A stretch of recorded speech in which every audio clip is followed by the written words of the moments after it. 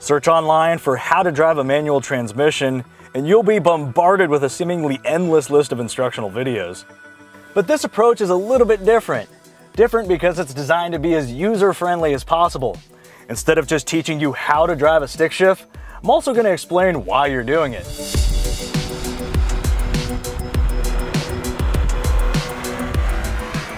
Now, to make this palatable for anyone who doesn't know the first thing about cars, or even care to, I'm going to be simplifying things a lot here.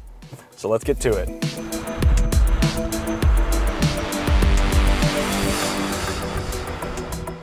This is the easiest step. All we're doing is learning the shift pattern, starting with neutral, which isn't a gear.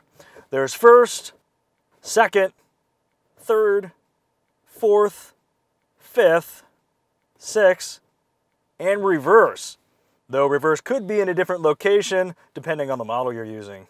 And then there's the pedal layout, which of course uses the same gas and brake configuration as an automatic equipped vehicle, but with one important difference: a clutch pedal.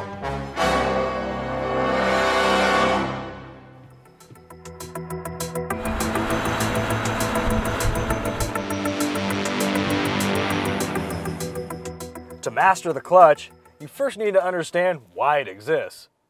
When your car is running, the engine is spinning constantly, as indicated by the tachometer.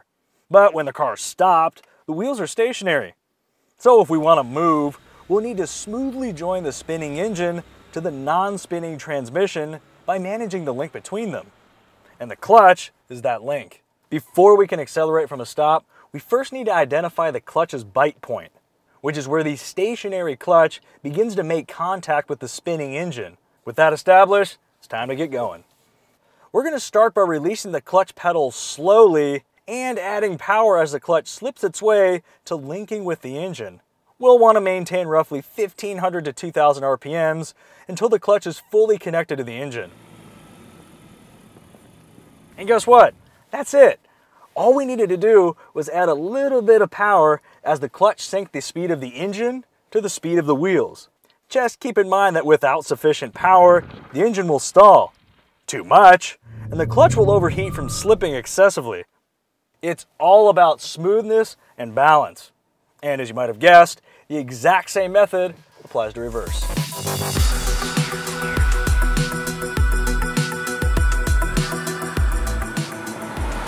Now with an understanding of how and why the clutch is used, shifting gears will come more naturally.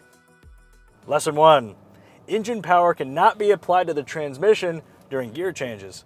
And since we're not going to turn off the car, shift, and then turn it back on, the clutch is going to disconnect the flow of power to the transmission as we select the next gear. Reconnect, and we're done. The process looks like this.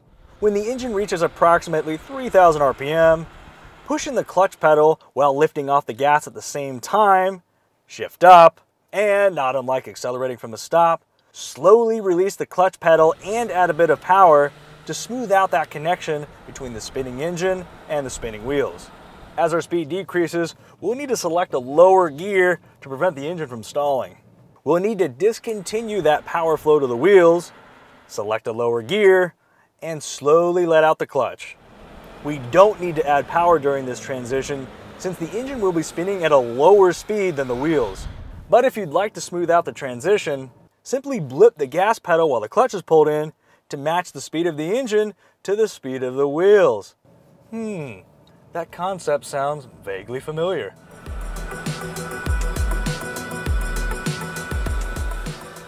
Despite the fact that manual transmissions cost less than automatics, the benefits of owning and operating one stretch well beyond just dollars and cents. It's about immersing yourself in the driving experience and embracing the heightened level of car control. Plus, you'll look really cool. Well, most people will. And it's for these reasons that drivers continue purchasing manual equipped cars, not because they need to, but because they want to. Which is why Honda offers manual transmissions across an array of models and trims. Now we're going to learn how to launch and heel-toe downshift.